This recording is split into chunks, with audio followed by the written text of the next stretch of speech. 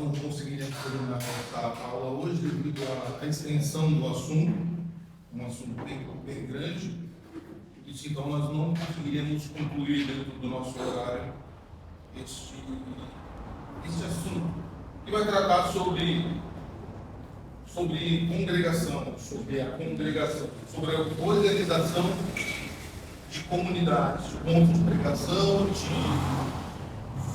de congregações e outras comunidades. Então diz assim, capítulo 2, já no artigo 4, a igreja é um local de comunidade constituída de crentes. E aí o comentário do artigo 4 é: a igreja, ela é uma comunidade constituída de crentes professos, juntamente com seus filhos e outros menores sob a sua guarda, no caso aí seria avós, tios que trazem os seus filhos, os seus sobrinhos e netos para a igreja, e são associados para fins mencionados no artigo 2 e com o governo próprio, que reside no conselho. Então, o artigo entende que uma igreja, ela é uma comunidade constituída de pessoas crentes. Tá? E essas pessoas crentes quem são? Os crentes professos, mais os seus filhos ou aqueles que estão sob a sua guarda, tios, sobrinhos, netos e bisnetos, ou uma criança que esteja sob a sua tutela, ainda que não seja um parente direto, mas o seu tutor daquela criança, então aquela criança está inserida dentro da comunidade. Então, portanto, uma comunidade ela tem essa característica. Existe alguma comunidade que não tenha crente professo? Pode ser qualquer coisa, mas ela não é uma comunidade presbiteriana de crentes professos. Tá? Ele diz que ficarão a cargo dos presbitérios, juntas missionárias ou aconselhos, conforme o caso. Comunidades que ainda não podem ter governos próprios. Então, o artigo diz que pontos de pregação ou comunidades ou igrejas, que não têm ainda condições de ter governo próprio, elas estão submetidas a um presbitério ou uma junta missionária ou conselho. Tá? Então, ela tem que estar sob a tutela dessas leis maior, porque ela não consegue se manter sozinha, que é o nosso caso. Nós somos uma igreja de crentes professos, com os nossos filhos ou os nossos que estão sob a nossa tutela, mas nós não temos governo próprio. Por isso nós estamos sob a tutela do conselho da igreja de Nova Era, que é a nossa igreja mãe, e sob a tutela do presbitério, no nosso caso o PAUT. E ele continua dizendo: essas comunidades serão chamadas de pontos de pregação ou congregação, dependendo aí de como ela amadureceu ou de como ela está no momento. Se ela é um ponto de pregação ainda ou se ela é uma congregação. Isso vai ser chamado conforme a atual situação dela. No nosso caso, nós já somos uma congregação. Conforme o seu desenvolvimento, a juízo do respectivo concílio ou junta missionária. Compete ao presbitério ou juntas missionárias providenciar para que as comunidades que tenham alcançado suficiente desenvolvimento se organizem uma igreja. Então, ao ponto que as congregações ou comunidades elas vão amadurecendo, elas vão se desenvolvendo, cabe então ao presbitério ou juntas missionárias organizar a igreja local. Então, vamos colocar em tese que nós nos desenvolvamos bem, que haja um desenvolvimento satisfatório, que a igreja ela cresça nos 3 requisitos básicos e essenciais para que ela se transforme em igreja, que é: ela tem que ter liderança local. Liderança, ela fala de conselho local, então tem que ter presbíteros e diáconos e líderes de departamento. Ela precisa ter membresia e ela precisa ter um sustento, um capital financeiro que a sustente, que pague as suas contas e que pague o salário do seu pastor local. Então, esses são os 3 requisitos para que uma igreja, para que uma congregação ou uma comunidade ou um ponto de pregação torne-se uma igreja organizada. Precisa ter liderança local, precisa ter membresia e ela precisa ter um capital financeiro que sustente as suas despesas, Tá? Então, não tem como ela ter um capital, ela ter membro, mas ela não ter liderança. Não adianta ela ter liderança, ela ter membro, mas ela não ter capital. Não adianta ela ter liderança e capital e não ter uma membresia. Por quê? Aí você fala, mas espera lá, ela tem líder e ela tem membresia, ela tem capital, não pode ter membro? Não, porque os presbitérios, eles são muito responsáveis nisso. É inviável que uma congregação, uma igreja, dependa do dízimo e do financeiro de 2 ou 3 pessoas. Há muitos casos, e casos arriscados, em que muitas igrejas são sustentadas em cima de 4 ou 5 pessoas, que dão dízimo satisfatório. O restante é serviço rotineiro, né? São serviços de rotatividade. Isso é muito risco, é um risco muito alto, por isso que não se organiza uma igreja nesses moldes. Tá? Mas depois a gente vai falar um pouquinho mais disso no detalhe. Então, compete isso ao presbitério ou juntas missionárias providenciar para que as comunidades que tenham alcançado o suficiente desenvolvimento se organizem em igreja. Crentes professos, dos crentes professos. O artigo, então, ele admite haver crentes não professos. Toda a igreja tem crentes professos e crentes não professos. E aí o comentarista diz assim, o que me parece inegável, porém há professos não redimidos na igreja institucional ou visível, que é outro detalhe também. Nós temos na igreja os crentes professos, aqueles que professaram a sua fé publicamente. Tá? Nós temos os crentes não professos, são aquelas pessoas que estão chegando à igreja, estão gostando da igreja, então estão congregando. E existe também os crentes professos, que é o caso que ele coloca ali, porém não redimidos. São aqueles crentes já de muito tempo na igreja, mas que ainda não têm convicção de fé, que ainda não se desenvolveram como cristãos. Tá? E eles não têm noção, ou eles não têm entendimento sobre a sua fé. Tudo isso dentro da igreja visível, a igreja local. Devemos ter sempre em mente o postulado teológico. Fora do corpo de Cristo, não há salvos. Tá? Então isso aí é algo que é do presbiteriano. O presbiteriano ele crê que todos os que estão em Cristo são salvos. Tá? E alguém poderia dizer, mas tem outras igrejas que crêem também. Sim e não. Nós cremos que todos aqueles que foram salvos, eles não perdem a sua salvação. Isso é uma doutrina nossa. Eles não perdem a salvação de jeito nenhum. Então, uma vez salvo, a pessoa foi salva. Uma vez que Cristo a redimiu, ela está redimida. Ainda que ela, durante a sua caminhada local, ela cometa pecados, ainda que ela se desvie, mas ela é uma salva, é uma eleita, o Senhor a trará no momento oportuno. Cabe a Deus, isso não a nós. Nós não temos a onisciência de Deus para saber quem é salvo e quem não é. Por isso nós evangelizamos, por isso nós exortamos, por isso nós ensinamos, porque nós não sabemos quem são esses eleitos. Mas o que o artigo diz é que fora do corpo de Cristo não há salvos. Então é necessário estar vinculado ao corpo de Cristo para ser salvo. Ele diz, pois a igreja liga na terra o que Deus eternamente ligou nos céus. É outra coisa que nós também temos de entendimento. Nós duvidamos e colocamos em xeque uma pessoa que se diz salva e não frequenta a igreja, não comunga a sua fé na igreja. Tá?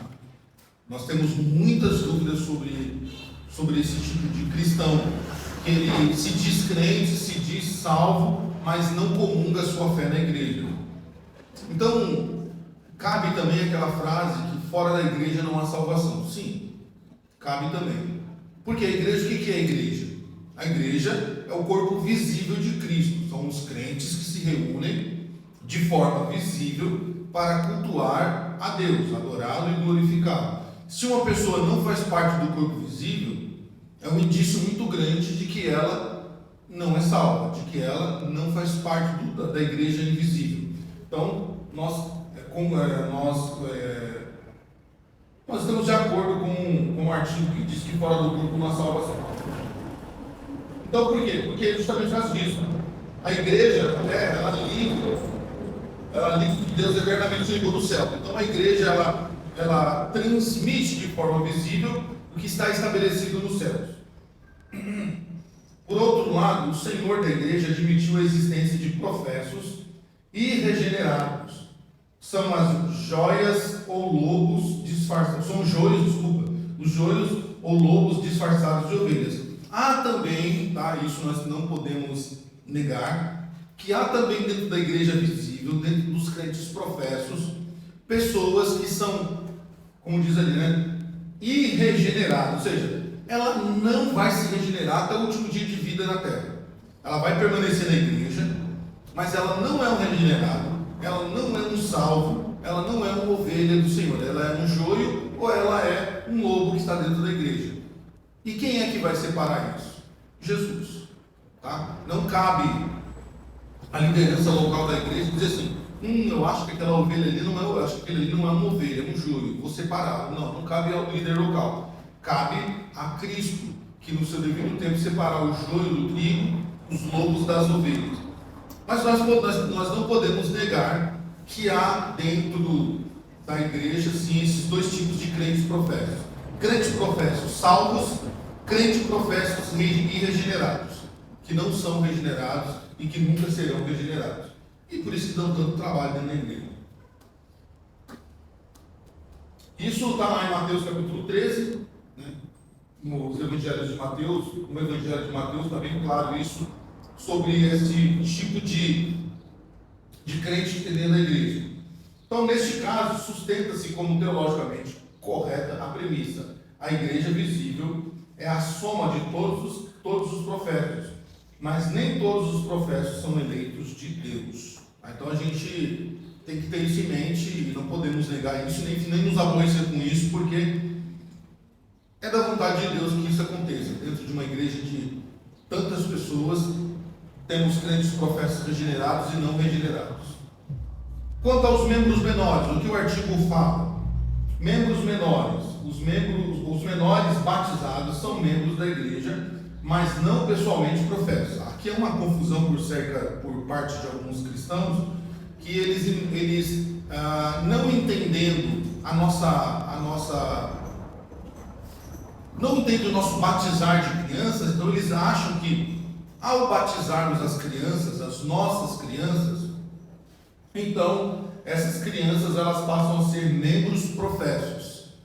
Isso não é verdade. Quando nós batizamos as nossas crianças, e vai ter um artigo só falando do batismo, nós batizamos as nossas crianças por causa da aliança que os pais estão inseridos. Então aquela criança batizada, ela passa a fazer parte da aliança e ela então se torna um membro não comungante. Ela não é um membro professo. Por quê? Porque ainda ela vai ter que fazer a pública profissão de fé dela para que ela seja então um membro professo da igreja, tá? Ou comungante. Ela é um membro menor, tá? Não professo, tá? Então diz que eles foram batizados sobre a profissão de fé dos seus pais. Isso é fato. Ou responsáveis, tá? Avós, ou tios, ou pessoas que estão tutelando. Então, somente para isso. As nossas crianças, e nós batizamos somente as nossas crianças, nós não batizamos filhos de outras pessoas que não são da igreja, como algumas igrejas fazem. Não basta chegar aqui e dizer assim, olha, eu quero batizar minha criança. Acabamos de ter o nosso filho querendo batizar. Não, nós não vamos batizar, infelizmente não vamos batizar. O vizinho, os amigos nossos, os parentes nossos, nós não batizamos. Nós não fazemos esse tipo de prática porque nós entendemos que o batismo, o batismo de criança, ele é para inserir a criança na fé dos pais, ou seja, na aliança dos pais, para que ela goze de todos os benefícios que há na aliança. Bom, somente para isso. O corpo, e sobre isso, sobre o batismo, então os pais se comprometem diante da igreja a educar as crianças na fé, testemunharem diante deles na vida doméstica e orarem com eles e por eles. E aqui eu acho que, penso eu, né, a Constituição não diz, não há outro documento que diz, é um pensamento meu. Quando um pai chega na frente da igreja aqui, na frente da igreja, e ele publicamente diz, eu prometo educar os meus filhos na fé do Senhor, prometo ser uma testemunha na minha casa de fé, e prometo orar por eles, e não cumpre, eu creio que isso deveria sofrer alguma sanção administrativa, porque ele mentiu na frente da igreja. Essa é a minha opinião, eu já faço. Essa é a minha opinião. Eu acho que a pessoa deveria sofrer uma sanção administrativa, porque diante dos seus irmãos ela prometeu ensinar a criança a fé, ou seja, ensinar as escrituras, ensinar a nossa teologia. Ela prometeu ser testemunha na sua casa como um exemplo de fé, e ela prometeu que orar. E não fazer isso, na minha opinião, deveria sofrer alguma sanção administrativa. Eu, na realidade, não vejo dessa forma, porque é o seguinte, é maneira de ver também. Por quê? Filho de crente não é crente. A gente vê dos profetas pessoas que deram testemunho, que estão na Bíblia, e que seus filhos não foram crentes. Então, meu irmão, ser cristão é ser eleito. Não quer dizer, na minha maneira de ver, que meu filho, o ser aqui, é uma responsabilidade individual e é algo que Deus coloca no coração. Na minha maneira de ver, né?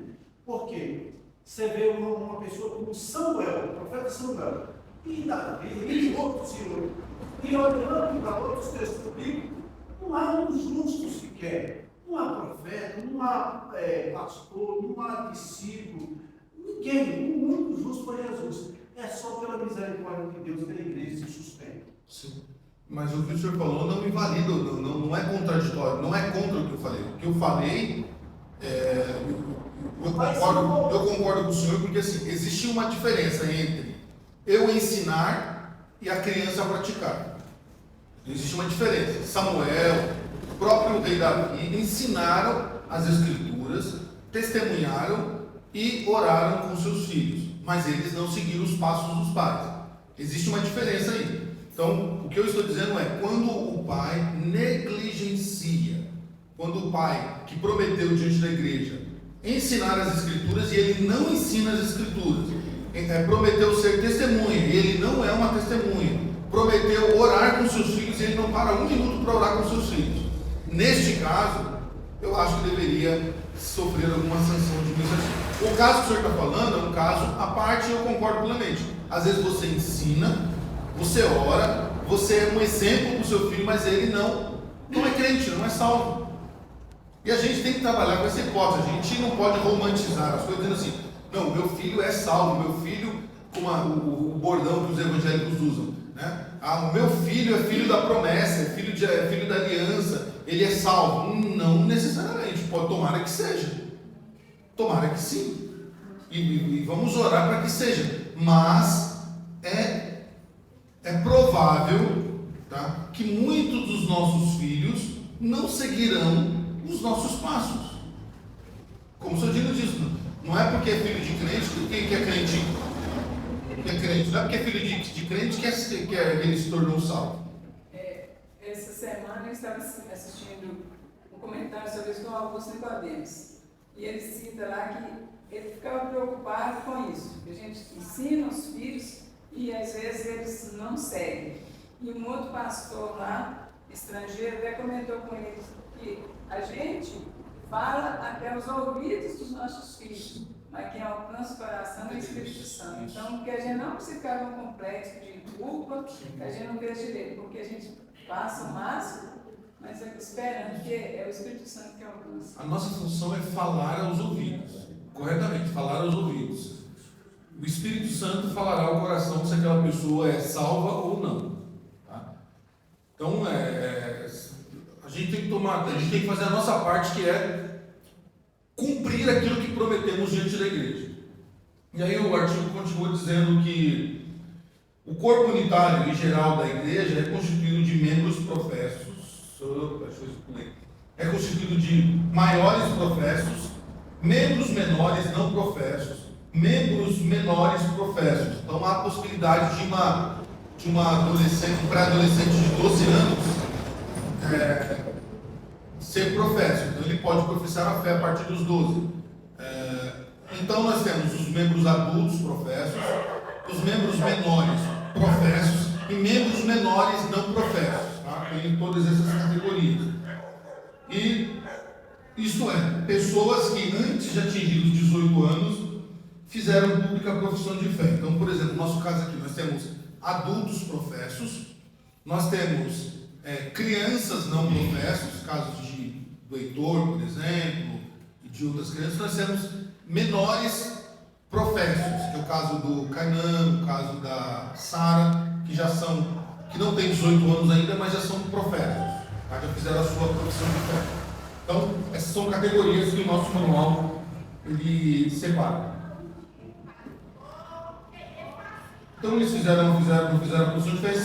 Se filhos de membros professos, ou pública profissão de fé e batismo, se ingressos no ateísmo, da idolatria ou do mundanismo, tá? Então eles estão fora disso. Os pais respondem por seus filhos menores perante Deus e a igreja. Então, nosso manual diz que qualquer filho, e aqui é algo que cabe interpretação, né? Se ele diz que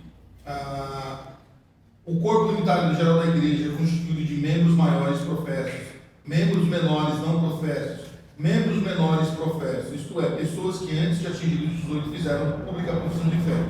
Se filhos de membros professos, ou pública profissão de fé e batismo, se ingressos do ateísmo, da idolatria ou do mundanismo, os pais respondem por seus filhos menores perante Deus e a igreja.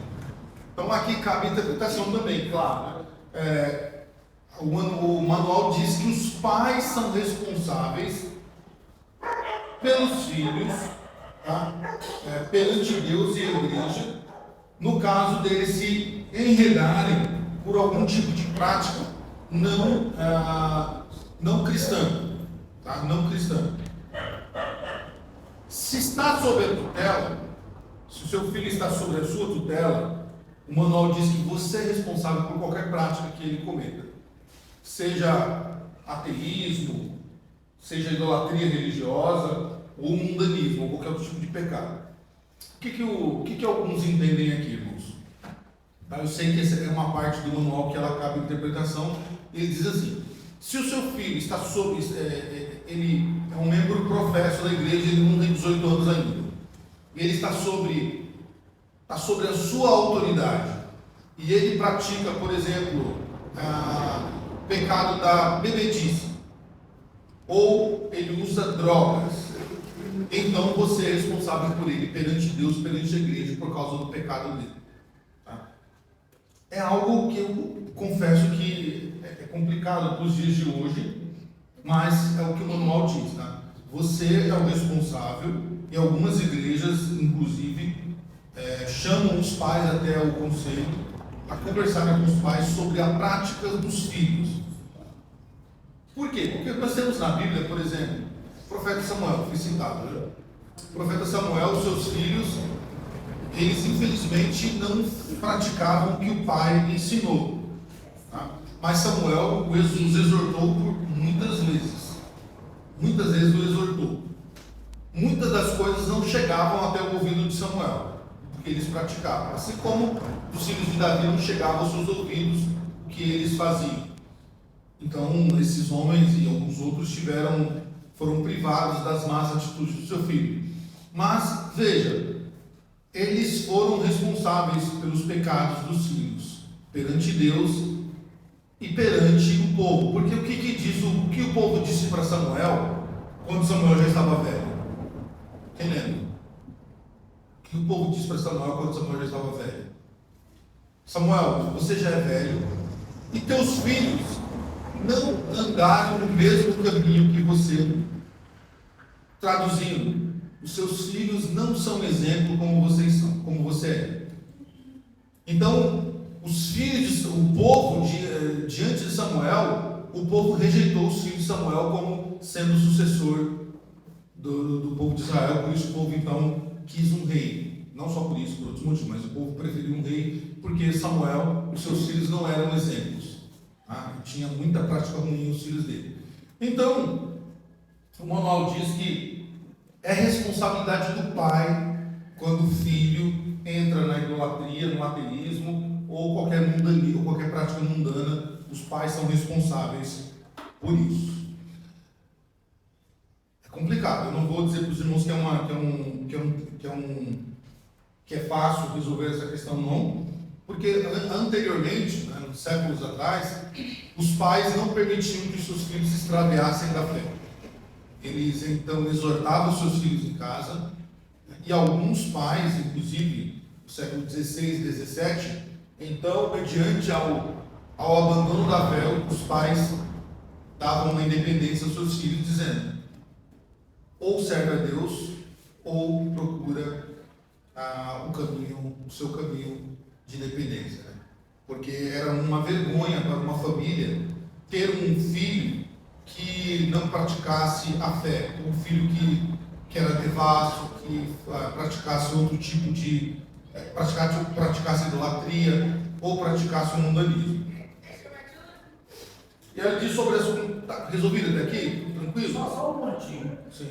Olha, meu irmão, eu gosto muito de colocar a misericórdia de Deus no que diz respeito ao Evangelho. Por exemplo, se a gente vê a expressão do filho pródigo, aquele pai foi um pai exemplar, um pai amoroso, e estava realmente de braços abertos para receber seu filho. Mas ele agiu com misericórdia. E o filho foi rebelde.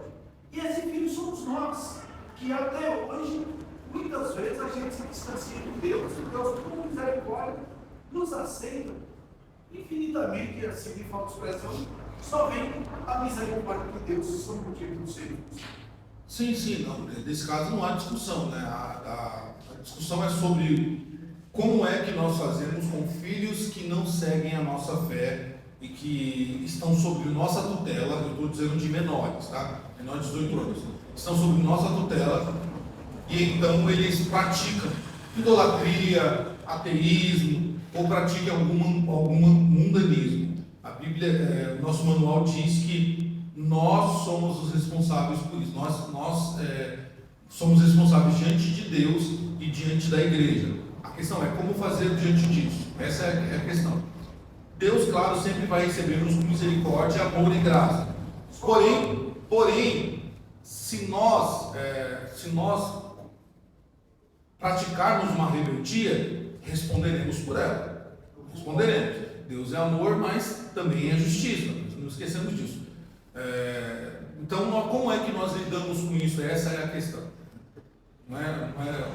Só uma palavrinha, meu irmão, quem é pai sabe. Tem muitos casos de filhos que matam seus próprios pais. Eu aprendi a observar a expressão do filho pelo olhar. Um dia a gente começa a repreender. Você sabe quando você está sendo aceito, quando você se torna, entre aspas, assim, você percebe que você não está sendo aceito. Então é melhor que você realmente, assim, entrega para Deus. Porque se você depender da situação, se prepara que você morre. Sim. Por exemplo, só para a gente mudar de assunto, só o que o artigo diz, que alguns comentaristas falam sobre esse artigo. É viável uma criança, estou dizendo uma criança, até os seus 12 anos, dizer assim: hoje eu não quero ir para a igreja, e o pai falar: tá bom, fica em casa. É viável uma criança dizer assim: eu não quero ser crente. Eu não quero ser crente, eu não gosto da igreja, eu não quero ser crente. E o pai diz: tá bom, tudo bem, filho, fica aí. Então vejam só: o pai prometeu diante da igreja ensinar a fé, prometeu orar e prometeu ser exemplo. Então são coisas que nós precisamos pensar no manual, e alguns comentaristas sobre este termo são bastante rígidos. Entendeu? E alguns acreditam que os pais deveriam sofrer sanções administrativas pelos seus filhos menores que querem uma independência digital. Tá? Porque, por exemplo, normalmente na atividade diária, o filho pode dizer assim: eu não quero mais para a escola. O pai fala: você vai para a escola? Vai sim, vai, ou se vai. E obriga a ir para a escola. Ou então, eu eu não quero desligar a televisão. Então você vai desligar a televisão que é hora de dormir, acabou e pronto aí, acabou a conversa. Mas quando é a questão de fé, muitos pais são flexíveis com seus filhos, assim, tá bom, fica aí, dorme até mais tarde, ou então fica brincando ali e tal, tudo, e fica no videogame, ou fica aí e deixa, entendeu? Então é uma questão para a gente refletir sobre até onde nós estamos cumprindo o que nós, diante da igreja e diante de Deus, prometemos. Bom, aí o Paulo continua falando agora das questões da congregação, voltando ao tópico, né, da congregação presbiterial. O que é uma congregação presbiterial? Então, a congregação presbiterial, segundo o artigo 88, foi criada como solução emergencial no período de implantação e amplificação da igreja no Brasil, especialmente na zona rural. Hoje ela tem sido admitida especialmente em dois casos. Tá? Então, por exemplo, a congregação presbiterial é quando um local não tem uma igreja presbiteriana, então o presbitério mais próximo, tá? Ele então abre uma congregação e fica responsável por ela. Isso acontecia muito em zona rural, muito em locais onde não tinham, fora das grandes metrópoles e dos grandes municípios. Então, o presbitério se responsabilizava. Hoje só pode acontecer isso em dois casos, basicamente. Tá? O primeiro caso, né, que é admitido é aliviar o peso financeiro da igreja que a criou, mas perdeu condição de mantê-la. Um exemplo, a congregação aqui de Dionísio, ela se tornou financeiramente pesada para a igreja mãe, ou qualquer outra congregação. Tá? Então a igreja mãe não tem mais como sustentar essa igreja, com as despesas, com tudo que ela precisa. Então ela recorre ao presbitério e diz: presbitério, nós não temos mais condições de manter essa igreja. Tá? Então o presbitério banca essa igreja, o presbitério administra essa igreja para aliviar, tá, a igreja que criou financeiramente. Tá? Segundo caso que pode ter uma igreja presbiterial: igrejas que se tornaram incapazes da autossustentação, voltando à condição de congregação. Tá? Por exemplo, qualquer igreja que vocês conheçam, presbiteriana, é igreja, tá? Patinga, Bom Levade, Nova Era, Itapira, Belo Horizonte, qualquer dessas igrejas grandes. Vamos supor que elas regridam financeiramente. Então elas vão perdendo membros, e perder membros você perde dízimo, e aí elas não têm mais condições de se sustentar. Então elas viram o quê? Uma congregação. E aí elas precisam do presbitério para socorrê-las, porque agora elas não têm mais condições de se autossustentar e nem sustentar as suas congregações. Então ela passa a ser uma congregação. Isso acontece? Acontece. Em São Paulo tem vários casos de igrejas que eram igrejas que passaram a ser congregação presbiterial e hoje são congregações de igrejas locais, tipo Pinheiros ou Interlagos e outros mais. Tá? Neste caso, o mais prudente é mantê-las como congregação presbiterial, pois sua vinculação a outra igreja, mesmo sendo a original, pode causar descontentamento em seus membros. Tá? Então, por exemplo, um dia nós nos tornamos igreja, passamos aí 15, 20 anos como igreja, mas aí, por qualquer motivo, há uma regressão, a gente perde membro, perde poder financeiro, então nós vamos regredindo a congregação. É viável que o presbitério nos assuma e não a igreja que nos criou, porque pode gerar nos irmãos que restaram um descontentamento, um desânimo, um abatimento, e pode até mesmo deixar de existir a congregação e fechar as portas, como já aconteceu em vários locais. Então é viável que o presbitério assuma e ajude aquela igreja de novo a recuperar o fôlego para tornar-se um dia de novo uma congregação. E aí continua dizendo que é o presbitério, tá? O presbitério assume o seu rol de membros que vai transferir-os para outra igreja futuramente. Então o presbitério assume essa igreja que virou congregação, até que ela se torne igreja ou se vincule a uma outra igreja. Então ela passa a ser congregação do presbitério mais próximo. Uma congregação presbiterial assume status de igreja, possui rol de membros comungantes e não comungantes.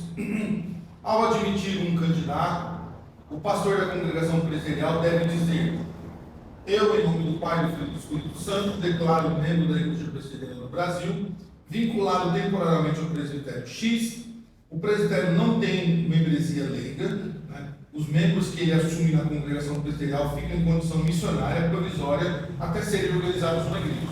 Então, a congregação presbiterial é uma congregação que pertence ao presbitério. Então, ela tem os seus membros comungantes e não comungantes, então ela não tem aquela separação de membros, né? Ela passa, então, a receber as pessoas provisoriamente, em nome do presbitério, não no nome de uma igreja, e elas ficam como condição provisória, elas são membros provisórios daquele presbitério, até elas serem vinculadas a uma igreja, até a congregação ser vinculada a uma igreja. É uma situação bem difícil, irmãos. Quando chega nessa situação, é uma situação desanimadora, tá? Então, não é legal quando uma igreja ela passa a ser administrada pelo presbitério, porque é como se você tivesse mudado para uma casa enorme, a casa dos seus sonhos, com tudo que você queria lá. De repente, por questões financeiras, você precisa voltar para a casa de 2 cômodos e desfazer de todos os seus móveis que você duramente comprou, e agora você tem que ser ajudado por pessoas. Então, é uma situação bem desanimadora quando uma igreja vira uma congregação presbiterial e passa a ser dependente do presbitério. É muito ruim, tá? Não é legal, não. Uma congregação missionária. O artigo diz que a junta missionária não tem poderes para organizar uma congregação em igreja. Quando o grupo de evangelização, constituído em comunidade missionária, por exemplo, vai ter uma ação missionária em qualquer lugar, no Amazonas, nos sertões, em qualquer lugar, então lá eles criam uma comunidade. Eles evangelizam, então pessoas vão aderindo à fé, então ali entende-se uma comunidade missionária. Então ela deve reunir condições de ser organizada uma igreja. A liderança missionária deverá requerir do presbitério mais próximo a sua organização. Geralmente, a congregação missionária, antes de ser organizada em igreja, já dispõe de patrimônio físico, estrutura humana, mais que suficiente para ser igreja. Crentes de congregação missionárias, de missões nacionais ou estrangeiras, geralmente são insuficientemente doutrinados, especialmente na doutrina dos dízimos. Isso ocorre por falta de tempo dos obreiros e em decorrência da ênfase missionária, que é mais intensa que a doutrina. Os cuidados pastorais com eles precisam ser mais estreitos e mais efetivos. Então, o que se pede? Por exemplo, vamos ter uma missão na Índia, num local da Índia onde não tem igrejas. Então, enviamos um missionário lá, o missionário começa a evangelizar, começa então a ganhar pessoas vão aderir à fé. O que ele precisa fazer já? Antes de que aquela comunidade missionária torne-se uma igreja, angariar fundos, ou com a igreja que enviou, e ensinar, o correto seria ensinar os adeptos, os batizados que se tornaram membros daquela comunidade missionária sobre as doutrinas. Mas, como diz o manual, quase não se faz isso, porque a ênfase está o quê? Na evangelização. Não está no transmitir doutrinas. E o dízimo é uma doutrina. O dízimo é uma doutrina que precisaria ser ensinada. Por quê? Porque ele vai fazer parte da vida da comunidade. Tá? Então, se você pegar as comunidades missionárias que nós temos no Brasil, pouco elas sabem de doutrina. Por exemplo, você vai pegar aqui nos quintões do país, poucas dessas comunidades elas vão saber sobre soberania de Deus. Pouquíssimas. Sobre, por exemplo, predestinação e livre-arbítrio, sobre a doutrina do pecado original. Pouco sabe, porque a ênfase está o quê? Na evangelização. Então os missionários, por falta de tempo também, e por causa da ênfase, esquecem, não tem como ensinar as doutrinas básicas. E então aquela comunidade ela não consegue se sustentar.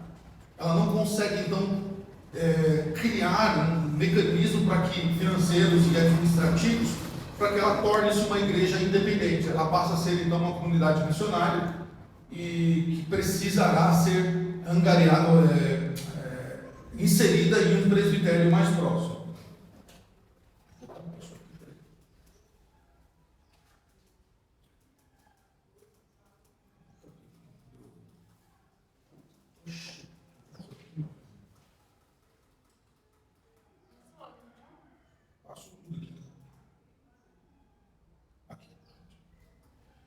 Então, congregação. Esse aqui é o tema, o artigo vai tratar agora da congregação de igreja. Então, muitas igrejas levadas pelo arte missionário organizam pontos de pregação em congregações entes que atinjam o tamanho suficiente e a maturidade da comunidade necessária. Então, as igrejas, elas trabalham de uma forma, com ardor missionário, como diz ali, né? Trabalham com afinco, trabalham enganjadas, com a ideia de que aquela obra missionária, aquele trabalho evangelístico, ele vai dar certo, ele vai resultar numa maturidade a ponto de ter-se uma congregação em tal local. Como foi o que aconteceu aqui. Tá? Ele diz assim, tal precipitação pode sobrecarregar demasiadamente o orçamento da igreja-mãe e por muito tempo. Tá? Então, o que o manual sugere? Que tenha-se uma maturidade, que tenha-se paciência, para que a vontade de que aquela missão que nós estamos fazendo, aquele trabalho evangelístico, um exemplo, nós vamos para cidades vizinhas que não têm congregações, tanto Prata quanto Goiabal, não tem congregações presbiterianas, não tem igreja presbiteriana. Então, de repente, fala assim, vamos abrir lá, a igreja aqui fala, vamos abrir uma congregação lá, então mandamos uma família para Prata, mandamos uma família para Goiabal, e a gente com aquela ânsia de que aquilo vira uma congregação, com aquela esperança de que aquilo dê certo e tal, a gente então vai colocando os carros na frente do boi, e nós vamos então sobrecarregando a igreja, né, no caso nós, vamos nos sobrecarregando financeiramente. A congregação que tem atingido a condição prevista no artigo 5 deve ser organizada em igreja.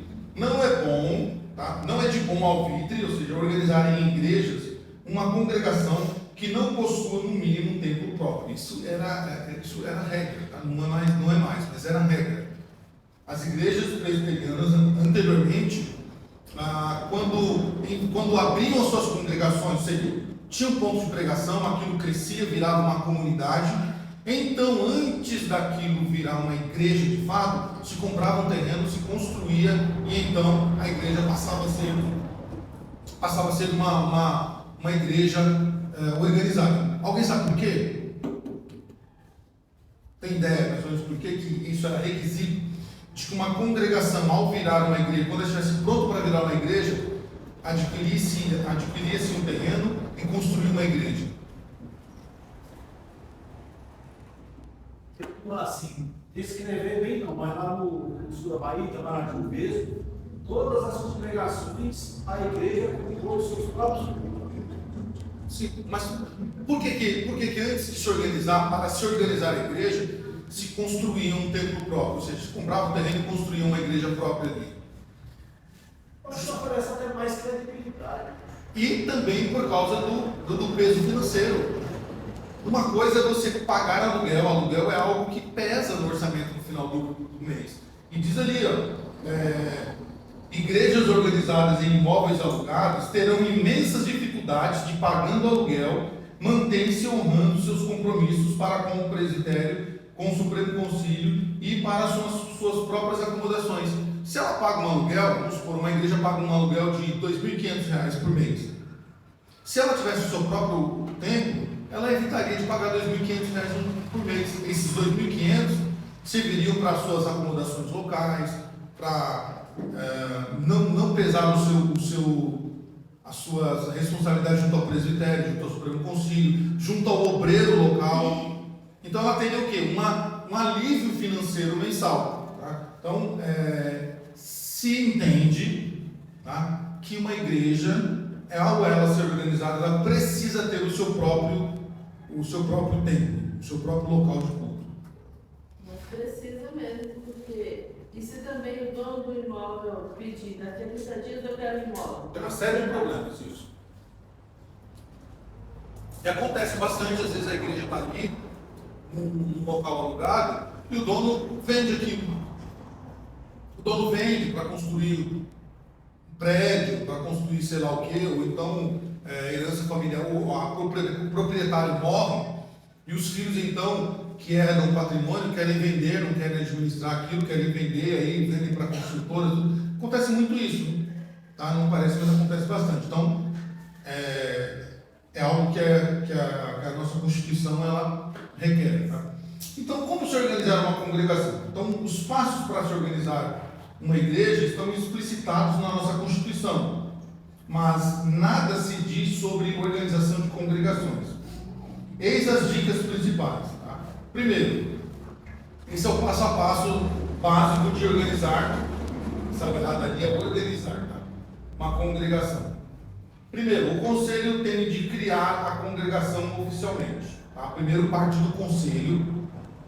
O conselho senta, se reúne, então tem um aglomerado de pessoas que já estão cultuando, existe uma comunidade cristã em tal local, o conselho vai lá, conversa com as pessoas, vê que o campo é fértil, que aquelas pessoas estão realmente enganjadas, estão realmente propícias a dar continuidade ao trabalho, então o conselho diz, vamos organizar então a igreja. Então o conselho oficialmente faz isso diante da igreja.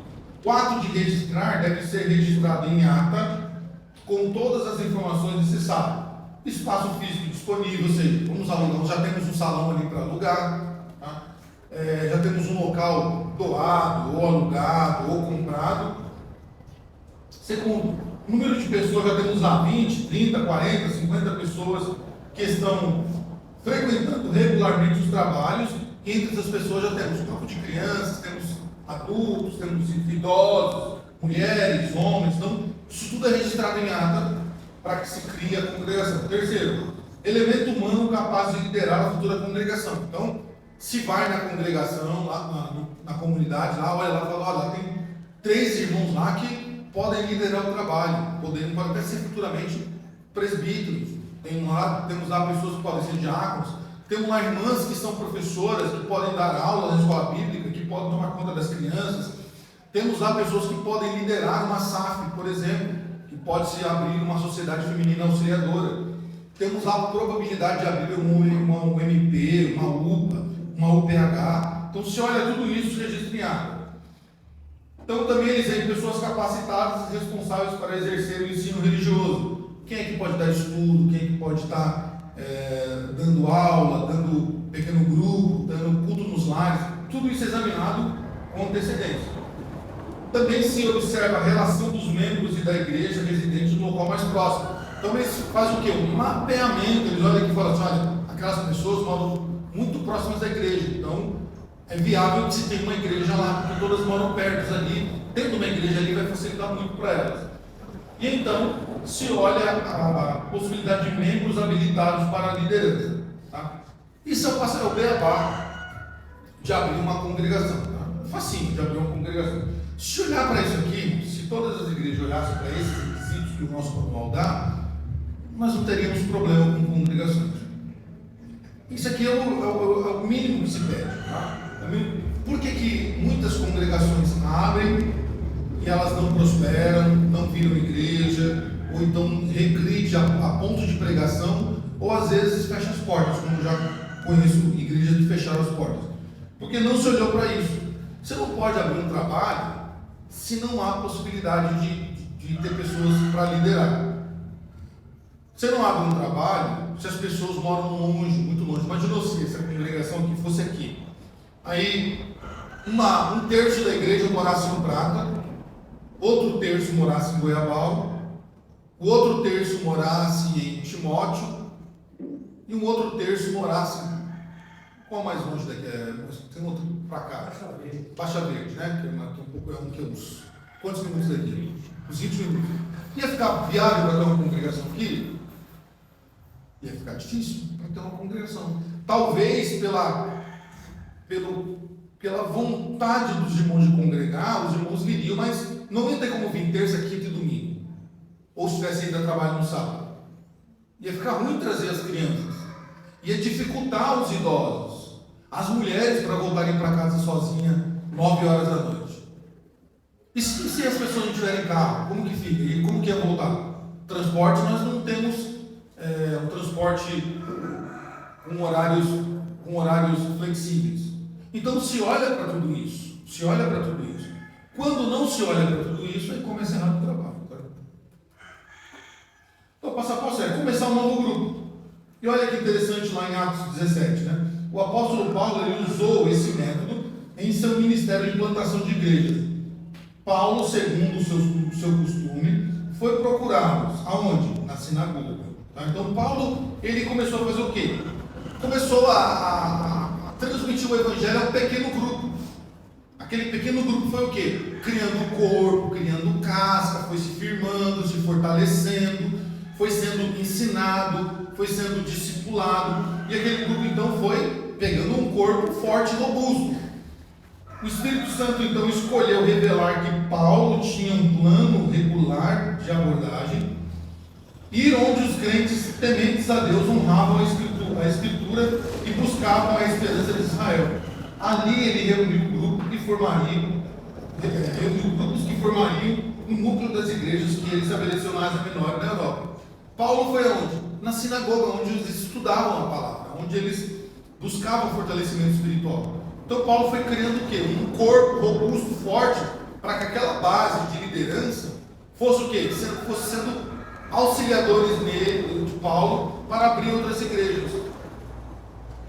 O problema nosso, das igrejas nos dias de hoje, é que nós abrimos igrejas aos montes sem liderança, sem pessoas para liderar. E quando não se tem pessoas para liderar, então a igreja ela fica refém do presbitério, fica refém da igreja mãe, fica refém de missionários. E então a tendência é não crescer. Então o ideal é começar com um pequeno grupo. Esse pequeno grupo vai ser o quê? Um grupo de liderança. É o grupo de liderança. É o grupo onde você vai buscar pessoas que possam futuramente liderar uma congregação em algum lugar onde nós desejarmos. Segundo, fornecer a supervisão de um presbítero para o grupo. Quando Paulo iniciou o seu ministério de plantação de igreja em Corinto, em Atos 18 ele trabalhou com Áquila e Priscila no comércio de fazer vendas e argumentava e persuadia o povo na sinagoga local. Versículos 1 a 4 vai narrar isso. Mas quando Silas e Timóteo chegaram, Paulo estava ocupado com a palavra, testificando aos judeus que Jesus era o Cristo. Versículo 5. Foi quando a pluralidade de presbíteros estava presente que o trabalho e testemunho da igreja se desenvolveram. As companhias de viagem de Paulo eram mais do que assistentes e estagiários. Ele viajava com uma pluralidade de presbíteros que foram emprestados para direcionar e governar as novas igrejas recém-plantadas e em desenvolvimento até que seus próprios presbíteros pudessem ser instalados. O que Paulo fez? Paulo, ao sair plantando igrejas, ele então reunia pequenos grupos e juntamente com os presbíteros, pessoas já treinadas, já discipuladas, já preparadas para isso, Paulo fazia o quê? Andava com eles, para que eles então fossem conhecendo o local, e depois então o que Paulo fazia? Instalava esses presbíteros na igreja, deixava eles tomando conta da igreja.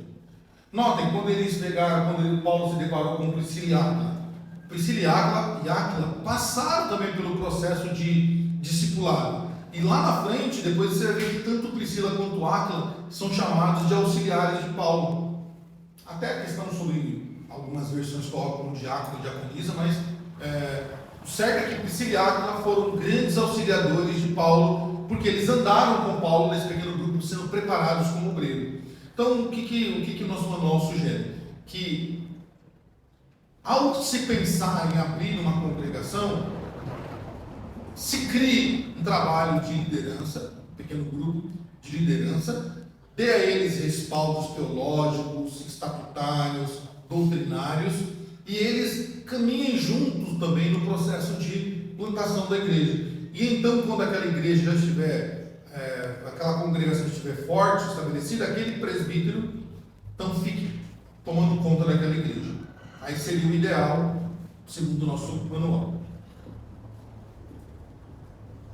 Fornecer presbíteros para supervisionar o trabalho desde o seu começo, em vez de depender da liderança de um único indivíduo, tem a vantagem de iniciar a igreja de forma como ela funcionará para o restante da vida. E permite que toda a igreja veja um exemplo do tipo de homem que ela desejará escolher no futuro a partir do seu próprio meio.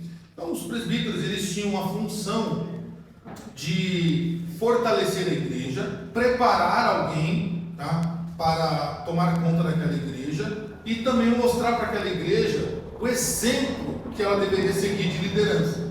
Os presbíteros, eles transmitiam então exemplos de como os homens deveriam seguir, de como os homens deveriam ser. Tá? Claro que a função do presbítero, ela é uma função administrativa, tá? Mas nós podemos ver na Bíblia também presbíteros que, mesmo tendo função administrativa, eles também tinham funções pastorais, eram excelentes pastores, como nós temos hoje, por exemplo. Nós temos o presbítero Solano Cortella. Solano é um presbítero eleito pela igreja, foi jubilado há pouco tempo agora por tantos anos servindo ao Senhor como presbítero, mas é inegável que, igual você vê no Solano, você vê nele um pastor. Você vê nele alguém realmente com formação pastoral. Prega, ensina, aconselha, discipula. Então, tem muitos presbíteros assim que nós podemos ter exemplo e podemos ver. Há presbíteros, e aí a grande parte dos presbíteros, eles só são administrativos, tá? Eles não são pastorais, não são profissionais, eles são somente administrativos. Eu sei que há uma cobrança muito forte acerca dos presbíteros das igrejas desenvolver um papel mais pastoral. Mas também há uma falha por trás disso, porque em maior parte, a maioria das vezes, os presbíteros não foram preparados para serem presbíteros pastorais. Tá? Foram chamados para ser presbíteros de gabinete, a gente diz lá em São Paulo. A igreja foca em presbíteros para tomar conta de finanças, para presbíteros trabalhar em questão de atas. Olha assim e fala assim, o irmão fulano vai ser um ótimo presbítero. Eu acho que ele vai saber discutir bem numa reunião de conselho. Eu acho que ele vai ser um presbítero. A gente não pode dizer assim, vou voltar nesse presbítero porque ele me transmite a imagem de um pastor.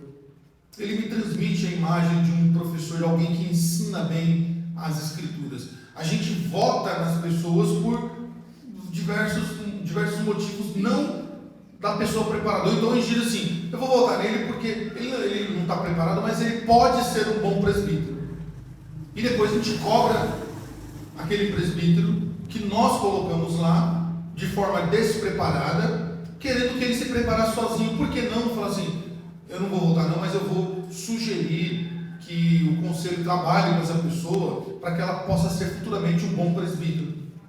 Mas eu cansei de ver isso já. Cansei de ver a igreja cobrando o que ela própria colocou de forma errada, e aí cobra-se do presbítero que ele seja um pastor, que ele pregue, que ele ensine, sendo que ele mostrou claramente que ele não tinha essas qualidades. Então o manual diz que os presbíteros deveriam supervisionar as igrejas, ou seja, é uma questão administrativa, mas Paulo trabalhou além do administrativo. Paulo trabalhou da maneira que os presbíteros pudessem pastorear a igreja, pudessem ficar ali na igreja supervisionando o trabalho. 3. O manual diz que a função do presbítero também é convocar um pastor organizador para trabalhar com os presbíteros a fim de moldar o grupo numa igreja. Então o terceiro ponto se chama um pastor evangelizador, um pastor organizador, alguém que vai trabalhar com aquela igreja, alguém que vai pastorear aquela igreja juntamente com os presbíteros, tá? Para moldar o grupo numa igreja. E aí diz, por esta causa te deixei em Creta, Paulo escrevendo a Tito, lá em Tito, capítulo 1. Por esta causa te deixei em Creta, para que pusesses em ordem as coisas restantes, bem como em cada cidade constituísse presbíteros, conforme te escrevi. A declaração paulina aqui é simples e fornece a descrição do trabalho para o pastor organizador de uma obra missionária. No caso, Tito. Ele é um homem que foi especialmente chamado por Deus e está tão intensamente apegado à importância da doutrina da igreja que, na reunião do seu presbitério, ele está disposto a se mudar para um local onde ele é necessário. Então, esse pastor organizador, ele é alguém que está tão enganjado, alguém que está tão interessado que aquela igreja se torne uma igreja organizada, que ele então está disposto a se mudar para o local, está disposto a morar no local onde a igreja está. Tá? E aí, de novo, não é obrigação. Eu penso assim: todo pastor de igreja deveria morar no local da igreja. Essa é uma opinião minha, tá? Eu respeito quem todos pensam o contrário. Mas eu acho que o pastor precisaria respirar o mesmo ar que os membros respiram, viver no mesmo local, entender as dificuldades, cultivar aquilo que os irmãos cultivam. Tá? Eu sou contra alguém que dirige uma periferia, por exemplo, das grandes cidades e moram nos locais nobres. Eu sou contra, eu acho que não deveria ser assim. Tá? Então esse pastor ele está disposto a viver o que a igreja vive. Ele é capaz de considerar seu trabalho completo se a igreja decidir chamar um outro para ser seu pastor. Então, esse pastor organizador, ele tem a função de o quê?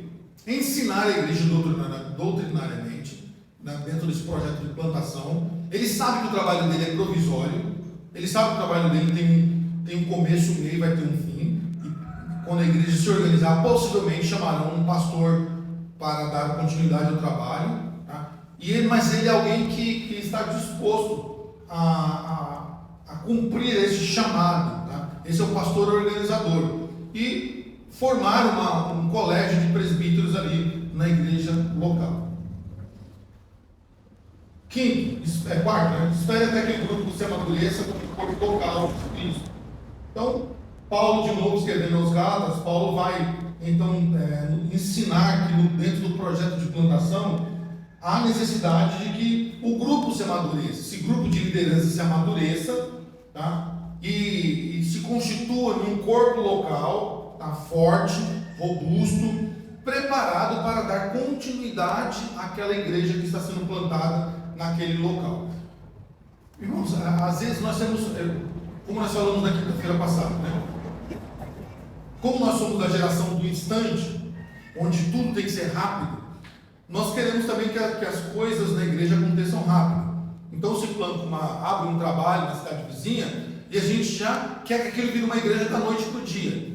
Então já manda um evangelista para lá e a gente já quer abrir uma escola dominical, já quer que aquilo se torne uma igreja da noite para o dia, sem dar o tempo do amadurecimento, para saber se aquelas pessoas que estão vindo, elas vão resistir ao tempo, se elas vão permanecer no trabalho, se não é fogo de palha, saber se realmente elas estão convictas da fé presbiteriana, saber se não são pessoas que já são de outras denominações, mas estão ali só porque são amigos do amigo do amigo. A gente tem que olhar tudo isso e ter calma. Então, o plantador de igreja tem que, para se abrir uma congregação, há necessidade de um tempo de amadurecimento, tá? Como o corpo local de Cristo. Aquela igreja precisa passar por todas as etapas para que ela se amadureça. E então, criada oficialmente a congregação, inclusive com o nome, tá? Então, houve o tempo, o preparo, tem liderança, tem um pastor organizador, tem uns presbíteros que acompanham e supervisionam aquilo, financeiramente aquela igreja está ok, de membresia ok, ela tem liderança, então cria-se oficialmente a congregação, registrada em ata, tudo bonitinho, com o nome, tá? E o conselho marcará dia e hora no local, que vai proceder à cerimônia de organização em culto público. Então, marca-se um dia, um culto público, tá? Vai ser oficialmente o dia, né? Dia 10 de abril de 2013, oficialmente nós estamos abrindo a congregação presbiteriana de Dionísio. Isso é registrado em ata, há uma grande festa, uma grande alegria, se comemora tudo ali. Após a reunião de organização, se nomeia o quê? A diretoria daquela igreja, que pode ser assim constituída no nosso caso aqui local, uma mesa administrativa, e essa mesa administrativa se constitui presidente, vice-presidente e secretário de atas, ou, no caso, um secretário de comunicação e tesoureiro, tá? Mas necessariamente precisa ter um presidente, um vice-presidente e um secretário, tá? Nessa mesa administrativa estará um representante da igreja nomeado pelo conselho. No caso, ou evangelista, ou um pastor organizador, ou um pastor de fato, ou um seminarista. O mandato da mesa administrativa é anual, devendo ser eleita ou reeleita pelo conselho jurisdicionalmente. Em alguns casos, o conselho ele autoriza que a congregação eleja a mesa, mas quem elege a mesa não é a congregação, é o conselho mediante o seu representante. Tá? Simplificar aqui, nós requisitamos o pedido de uma mesa administrativa. Quem é que elege a mesa? O conselho. O representante, no caso, o evangelista, que sou eu, sugira os nomes, o conselho se reúne diante daqueles nomes e diz: ok, fulano, ok, cicano, beltrano. Se o conselho entender que um dos nomes não está viável, o conselho então devolve e diz para o representante: olha, não vai ser possível criar mesa administrativa porque o conselho invalidou o nome aqui por questões X, Y, Z. Então, a mesa ela fica ainda na possibilidade de ser criada, tá? Mas quem faz isso? O conselho. Há alguns casos que o conselho autoriza, eu já vi isso acontecer, que a congregação faça sua eleição até como preparação para que um dia, ela sendo igreja, ela possa votar, ela possa entender como é o processo de votação. Mas basicamente é isso na formação de uma igreja, tá? Compete então à mesa nomear o superintendente da escola dominical, isso é uma função da mesa administrativa da igreja. Quem é o superintendente da escola? A mesa que escolhe. Os professores, a mesa que escolhe. O conselho de ensino local é a mesa que escolhe quem vão ser os membros, tá? A mesa então ela presta relatório, ela também, o seu secretário de atas fazem as atas para que a mesa ela tome todas as devidas as precauções necessárias diante do conselho de ensino. Cabe à mesa também, tá, tomar as atitudes administrativas da congregação, sejam materiais ou espirituais. Então ela administra as finanças e ela também pastoreia a igreja juntamente com o pastor local, organizador, seminarista ou evangelista. E compete a ela então, juntamente com os presbíteros ou as juntas missionárias, providenciar para que as comunidades que tenham alcançado o suficiente desenvolvimento se organizem em igrejas. Então, quando a igreja, a congregação atingiu todos esses requisitos, membresia, liderança, finança, a mesa administrativa está trabalhando no modelo de um conselho local, ela tem diáconos, tem tudo formando, então o presbitério, se ela é uma congregação presbiterial, as juntas missionárias, se ela é uma congregação, uma igreja missionária, ou a igreja mãe, então ela organiza aquela igreja e é de forma oficialmente aquela igreja, aquela congregação, comunidade se torna uma igreja oficial. Vamos passar só essa parte, a gente encerra por hoje, tá? Como eu disse, esse capítulo é grande, não dá para acabar tudo hoje. Finalizando então, a plantação de igreja é do começo ao fim um trabalho espiritual, tá? Nós nunca podemos nos esquecer disso. A plantação de uma igreja, do começo ao fim, embora ela tenha no seu meio, no seu recheio, muita coisa administrativa, ela é do começo ao fim espiritual. Por quê? É Deus quem envia uma pessoa para reunir os crentes. E no final, é Deus quem reúne o conselho para, de forma oficial, organizar aquela igreja. É a implantação de tudo que a Bíblia ensina com respeito à natureza e o propósito de uma igreja. Mas deve ser lembrado que isso é também um assalto frontal às forças de Satanás. Tá? Nós devemos lembrar que cada igreja aberta, em qualquer lugar do mundo, cada plantação, cada comunidade, cada ponto de pregação, também é o quê? É um avanço contra o reino de Satanás. Cada igreja aqui, cada cidade, vilarejo que recebe uma igreja, ali Satanás está sendo o quê? Contragolpeado. Porque ali agora vai ter uma comunidade que prega a palavra, que ensina as escrituras. Vai ter naquela cidade, naquele vilarejo, naquele local, uma igreja que prega a verdade bíblica para que as pessoas sejam libertas das opressões e das amarras de Satanás. Assim, aqueles que estão envolvidos nessa obra devem permanecer no temor e no poder de Deus e na verdade expressa pelo Senhor Jesus. Como diz Mateus 16: eu edificarei a minha igreja. E aqui nós finalizamos. Quem é então que abre uma igreja, que fortalece a igreja, que administra a igreja e que organiza aquela igreja? Jesus. É o Senhor. Então, quando nós olhamos para nós, para a nossa realidade, o conselho é que nós fiquemos em temor, que nós fiquemos em oração, que nós então entendamos o nosso papel aqui na cidade, para que Deus nos fortaleça cada vez mais e que nós venhamos a resistir cada vez mais todas as dificuldades, porque se Deus permitiu que essa cidade tivesse uma igreja presbiteriana, é porque Deus tem projetos na vida de pessoas de forma individual. E todos aqueles que chegarem aqui, seja 30 ou seja 300, são aqueles que o Senhor quis. Nós não sabemos o futuro da nossa igreja aqui, mas nós sabemos que até o dia que o Senhor quiser que tenha uma igreja aqui, as pessoas que Deus quis, que o Senhor chamou-as individualmente, elas virão até nós. Por isso nós devemos permanecer em temor, em oração constante e firmes, até o dia que o Senhor quiser que essas portas fiquem abertas, para a glória dele. Amém? Por hoje é só, na semana que vem nós continuamos o artigo 5, falando ainda das comunidades. Mas eu queria saber do artigo 5. Isso. Alguma pergunta, dúvida? Ou embolou tudo, não entendi nada? Irmãos, esses assuntos técnicos, assim, não tem muito o que a gente falar, é mais a gente ir passo a passo, porque é bem técnico mesmo, uma questão mais administrativa, jurídica, tá? Então não tem como